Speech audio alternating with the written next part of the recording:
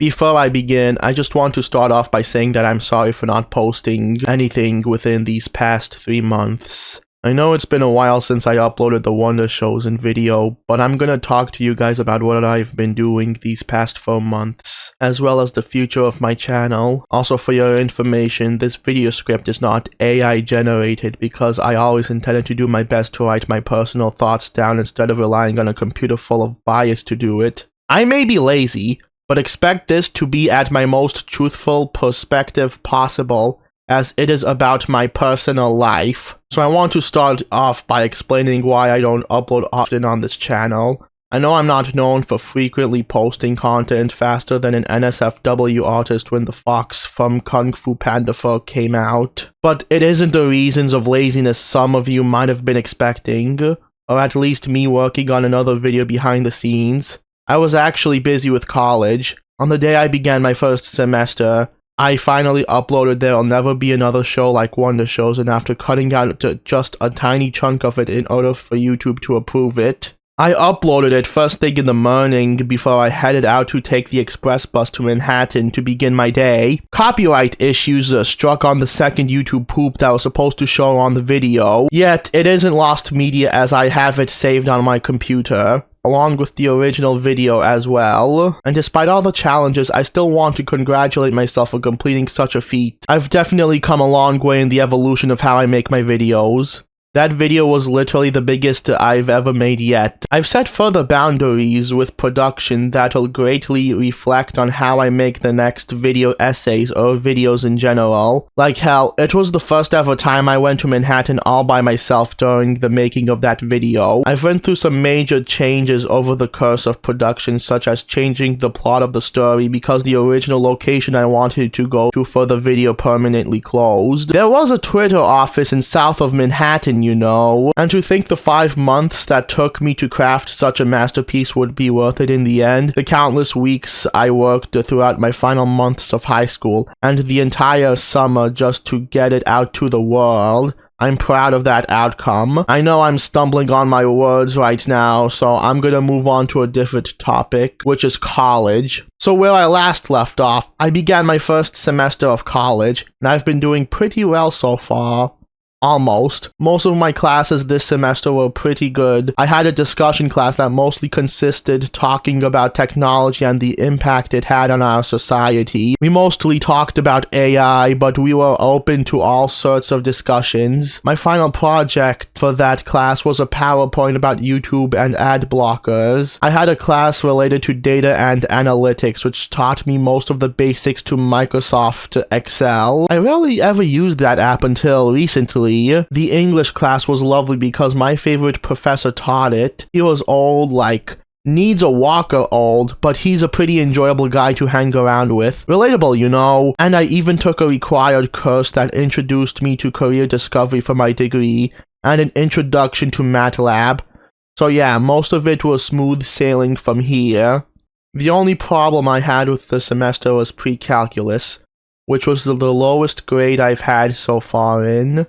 I failed my college math placement exam by 1 point, and they had to assign me to pre-calc instead of calculus 1 because of that, and almost all of the concepts in that class are familiar with me that I've learned from Algebra 2 in high school. It's ironic because I had honor roll in that class and a good teacher for it. I don't want to bother to learn most of my Algebra 2 again for this because it's just another painful reminiscent of high school that I really want to let go of. The professor isn't really the best neither. He just poorly programs the questions for the online classwork, and his free tutoring services also suck because he'll always be busy with another student, and he says that he only tutors for recent and future online classwork assignments. At least that's what my experience with him was about. I mean, I can't go off and slander him for anything like that. Since then, I've been scrambling to find answers for most of my online classwork through Mathway because I don't want to go back to my old high school math for this shit. I failed 2 exams by 10 points off, and now my GPA in that class was stuck at a 64.24%. I've been praying to get a pass of at least 45 points on the final exam and a passing D. However, the unexpected happened when I got a 75% on the final exam and a final letter score of C+.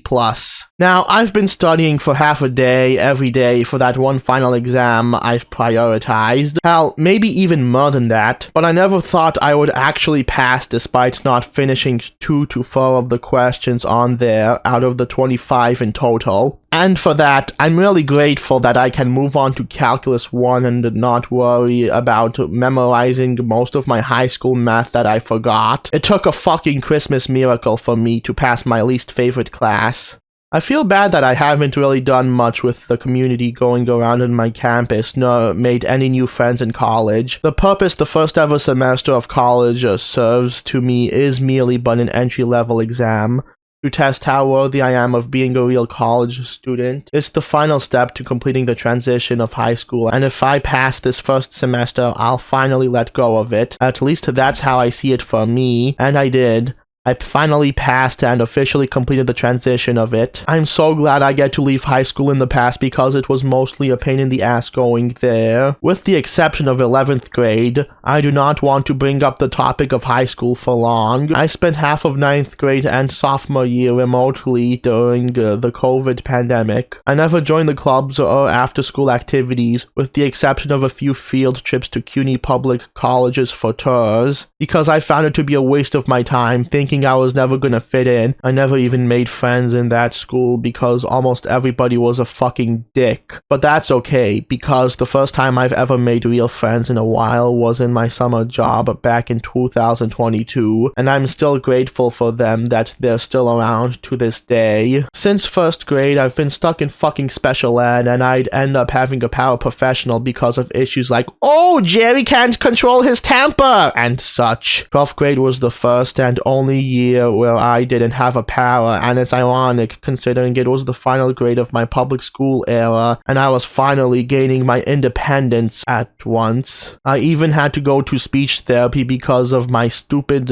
fucking speech impediment that bothered most people, and despite all of this, the insecurities built up. The nervousness of what I'm gonna be like as an adult in the real world intensified more as I got older. High school wouldn't be at my peak because I was on strings like a puppet. The only thing I destined for in the end was a diploma, and to get the hell out of the place, considering the public high school was dirty and littered with used vape cartridges and such. Walking downstairs to the basement where the cafeteria was located was a fucking nightmare. What's worse is that there were students starting to yell out my name in public places for no reason, specifically in the cafeteria. They'll go, Jerry this, Jerry that, like holy crap, shut the fuck up, you dumbasses. How the hell do you even know my fucking name? You're not even in the same class as me. Leave me alone. Now I don't got none of that no more. I don't have the shame, nor fear, nor embarrassment of feeling like the basic kid who will achieve nothing in his life and will end up working as a janitor until he dies. Back then, almost nobody even fucking knew I edited videos for a living or even had a YouTube channel until I made that project for my economics class, which was the Pasta Palace commercial. I no longer have the desire to crave help when I need it the most. I feel so independent and mature right now after finishing high school. I've learned a lot. I watch out for myself more. It's like I'm finally growing up for the first time, and I'm forever grateful for that. My childhood officially ended when I got my high school diploma and graduated high school in June, even after turning 18. The transition from high school is now complete. I feel like Max Payne at the end of Max Payne 3 where he watches the news of Victor Branco getting Epsteined in a prison cell. He finishes his beer and casually walks off the beach in a sunset, finally letting go of his horrific past and enjoying his life. That is literally me finishing high school and gaining my independence, and now with a high school diploma, I feel like I can do anything in the world right now. 12 years of fear and pain in the education system have been dragging me back from doing the things I loved and desired to do. It's finally over. I have the most independence I could ever harvest. College has officially begun for me. I'm no longer a minor anymore. I've started writing a new chapter. This is it. this is the new beginning. But you know, before passing my first college semester, before ever beginning the work of my Wonder Chosen video and uploading it, before ever graduating from high school, right at the beginning of the year, I was fighting another battle, and that was with Roblox. And yes, I will talk about Obby Battles Season 3 again. Look, I'm sorry, but Obby Battles wasn't completed in a week. More like 2 months, actually. I've stretched from late December to early February collecting bugs about the event info, trying my best to acquire badges and items that were sometimes rigged or poorly programmed at the same time, and trying not to lose our shit at the developers, all as we were up for the coveted gold items like the instruments and crown. But the highest merit distinct from the others was the Hood of Heroes. We were all gunning for an item limited to 30 copies, though after those ran out of stock, we'd recoup from our losses trying to at least get the Golden Crown of Courage. At least that was how I recall my experience being like.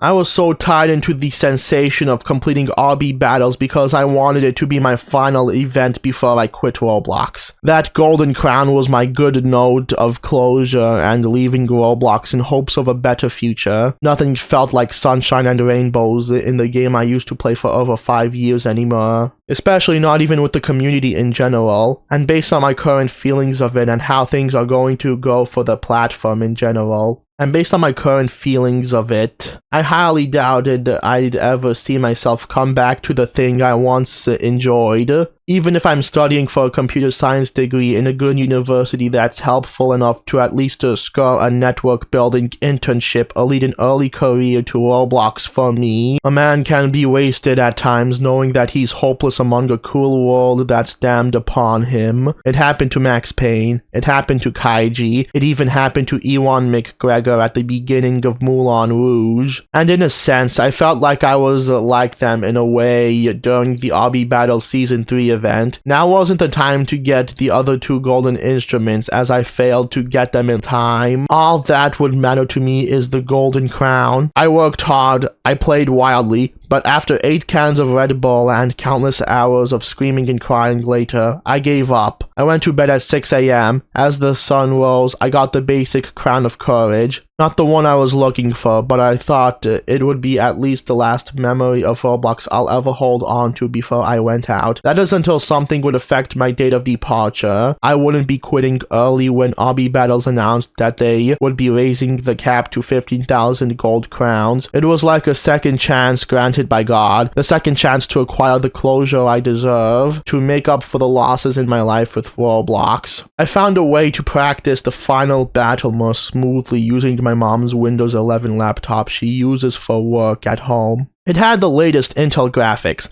but it was still smooth enough to help me get to the Golden Crown of Courage in time before the cap of 15,000, which they called an encore, was reached. It was a day before my birthday, and my mom was taking us to see a Broadway show tonight. Right after getting the Golden Crown, I got dressed and headed to the car. On the way to Manhattan while checking my phone, my friend Razor012, who is a real-life friend of mine, DM'd me on Discord that the remaining copies of the Golden Crown of Courage quickly ran out, and people in the Roblox community were seething that they didn't get the Golden Crown before the event officially finished. I realized that I was one of the 15,000 users who stood against the test of time, playing to our strengths to achieve the final prize in the last ever event on Roblox, which would eventually be inconceivable to host another one like it, one that the community can appreciate for one more time. After that, I spent my 18th birthday in February playing Roblox for one more entire day before logging out the next morning. I haven't logged back ever since. I wouldn't want to recount all of my reasons of quitting as it's shown present in my last update video. But all I could say about that is that I'm glad that era of mine is over. I finally closed the book on my Roblox arc, and a new one was about to begin for me and my channel. I could recount from the last time I ever played Roblox, the last day I became a minor before becoming 18, my first ever 1,000 subscribers and million views from a lazy YouTube shirt I created in Vegas Pro in 15 minutes. Did you know that in Ralph Breaks has awarded betrayed me, the day I started uploading real content again, the day I finally began college and let go of high school, everything that has happened up to this point of writing now, it's all what made 2023 such a tremendous milestone for me. So much in that year that has happened changed the person I am indefinitely, and now that year's over.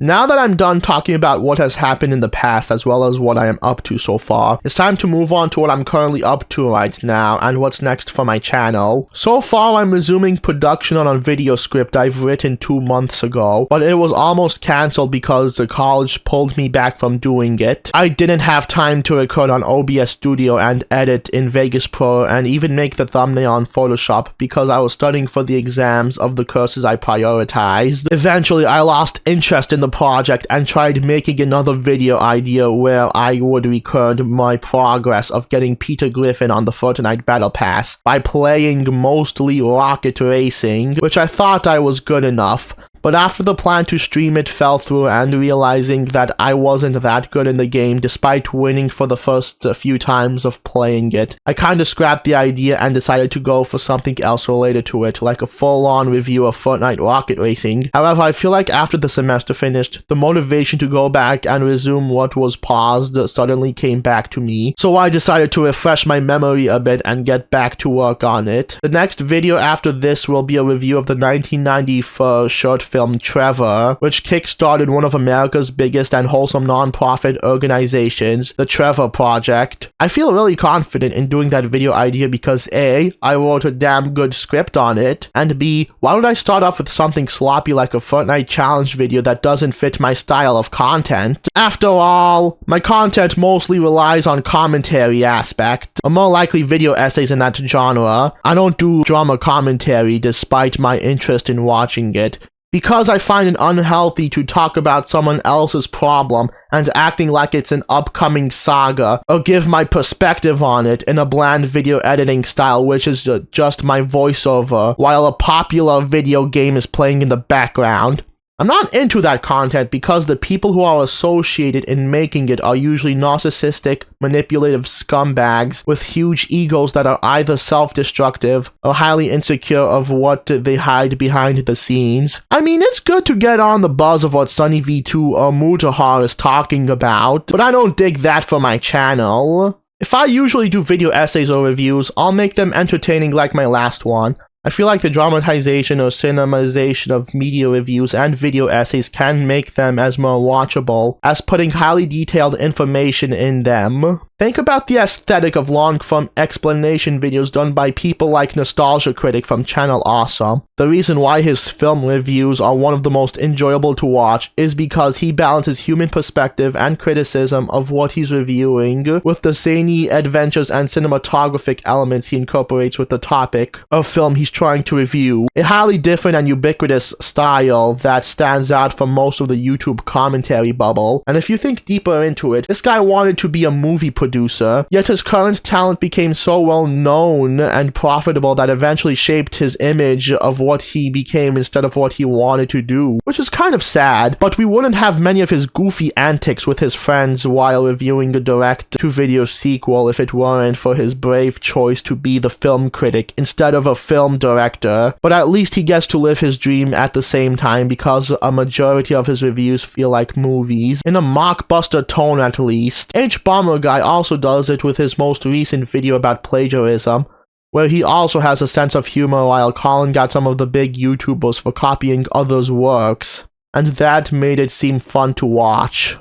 But the thing about these long-form videos is not about the goofy editing style or the direction of where the video is headed to. It's about making them with your true heart and soul, as you could do with what you want with them as long as you keep mostly original elements into it that make your content unique from the others, and that's what I plan to do with the rest of my videos. And it won't just be about reviewing media too, as I might do something for video games just like what I did with my first ever video about the comparison of two arcade racing game series, mostly exclusive to Asia. That scrapped idea with rocket racing I mentioned earlier in my video bloomed a new idea out of it, which would be reviewing the Fortnite game mode in general, judging the gameplay, physics, and overall atmosphere of it as I am into racing games. It was the first ever genre of video games that I was into, and it still sticks with me to this day. It's a video idea that I'm saving later for the future. Perhaps it might come out right after the next video I'm planning to make. I actually have a ton of interesting video essay ideas and topics to cover, so don't worry, video essays are still sticking around. However, I'm also in the midst of proposing a concept with the elements from the Wonder Chosen video, and that is an indie puppet web series. Not made for kids, by the way! I haven't really written anything about it on paper yet, but I imagine it to be called The Doodle Doot Show, named after the orange puppet I crafted for that video, and it'd be a raunchy parody of Sesame Street that's heavily inspired by Wonder Chosen, showing viewers what a kid show really shouldn't be and how it's almost never going to be lore-based with the characters and all, meaning shit will get wild and random. Did you know that Doodle Doot was made out of a discontinued 2012 Muppet Whatnot? He was gonna be named Whittle Poopster, but then I changed the name after repeating a random unknown phrase over and over again that had suddenly stuck to the puppet's character. Also, Chef Combo wasn't originally going to be part of the video until I received him in a bundle with the Muppet Whatnot aforementioned. I also bought another puppet from eBay recently for under $50. His name is Pobble Cobble, and he's a 90s Windmiller Mopkins puppet. Canonically, I deem him to be classified as an unknown species of the creature just like Doodle Doot, despite looking like a blend between a Yeti and Bigfoot. He might serve a fair purpose to me as he could highly be likely to show up in later videos, but he's not replacing anyone, don't worry. I might plan this to do this for two things. One of them is for clout, obviously. I mean, fuck man, my channel isn't just gonna be about boring video essays, and the other is that there isn't much puppet content, no content creators who evolve the workaround of puppets. Of course, there's Arlo, the Stinky Blue Rat, Glove and Boots, and unfortunately Super Mario Logan. Now, I just named the most popular channels out of them, but I feel like that genre should have a stronger game in the YouTube bubble, especially since not all of them are intended to be bland Sesame Street ripoffs made for kids. Everyone has their own unique style and aesthetic, but I have a feeling that Doodle Doot's gonna change all of that if you just add one more player to the game. I'm not a crazy Jim Henson guy, or a puppet fanatic in general, but I have a feeling that Doodle Doot will help me gain an insight to what these people do behind the scenes, and who knows, maybe I'll jokingly go to war with the indie animation community or become the liquid rival of Super Mario Logan, but that's all not gonna happen right now. It's still in pre-planning, though I could already feel like this is the beginning of something great. But right now, as I'm speaking, I just want to rest from the semester for a while. I'm gonna sit back and play the video games I haven't played throughout the whole semester, the ones I bought a while ago but have been sitting in the dust for far too long now. I already have Peter Griffin and Fortnite now, so I wouldn't ask for anything more, to be honest. I seriously need to catch up with the Batman Arkham Trilogy and Arkham Origins as of right now. Maybe you should expect the next video to come out somewhere later in January, like maybe a day before I begin the new semester. Oh god. I haven't even touched Vegas Pro 17 in a long time since the beginning of the semester. I pirated new plugins too, and I really want to get the chance to use them. Hopefully my video editing skills aren't rusty after all these months. But still, I want to personally thank you for the great outcome of 2023. I want to thank my first 1,000 subs, who some of them might actually care about my channel and the future of it. This year is the first to many with you guys. I want to thank all of my old friends and new friends that I've connected with in that year. You've personally helped me on my journey to living for the better. There were so many great people I got to network with, and some old ones that I've reopened the bridge on. But I want to thank some prominent figures who impacted me the most this year. I want to thank my YouTube pal and real-life friend Razor012 for being one of the first ever real friends I've had in 10 years. You even gave me a helpful tip about making YouTube shirts that eventually led to my first 1,000 subscribers. I know it sucks for you to play Roblox without me, but I hope you make it even bigger in that industry of Roblox YouTube. Guiding myself through this industry's process would have been a confusing mess without you. I also want to thank my other pal Sean, who I've befriended with along Razor. He doesn't have a YouTube channel, but he's just like Razor, you know. Meeting you guys in my part-time job in the summer of 2022 made it one of the best summers in my life. I want to thank Potato Gamer, who I was lucky enough to reconnect with a year after his video about the official Wendy's Discord server, where he documented my existence there. And the more you learn about him, he's actually a really cool and talented guy when you get to know him. One of the kindest too, you know. We even share the same interest of Pac-Man too. He's just as dedicated as I am in creating content and editing videos, as recently hosting a super rad 24-hour live stream.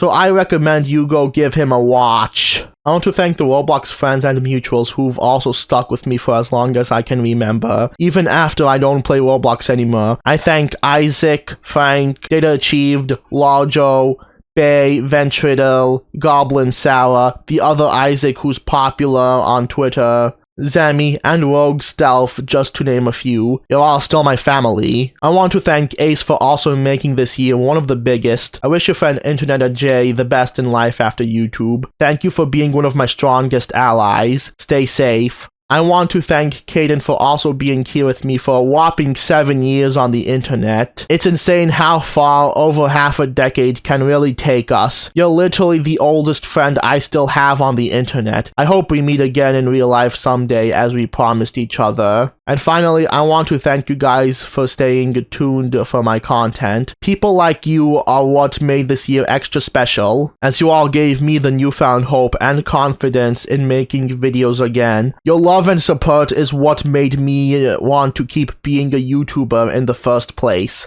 I promise I won't let you down by next upload. Thank you all for making this year the greatest year possible to me. 2023 is the first to many with you guys. I am so excited for what the future holds for me.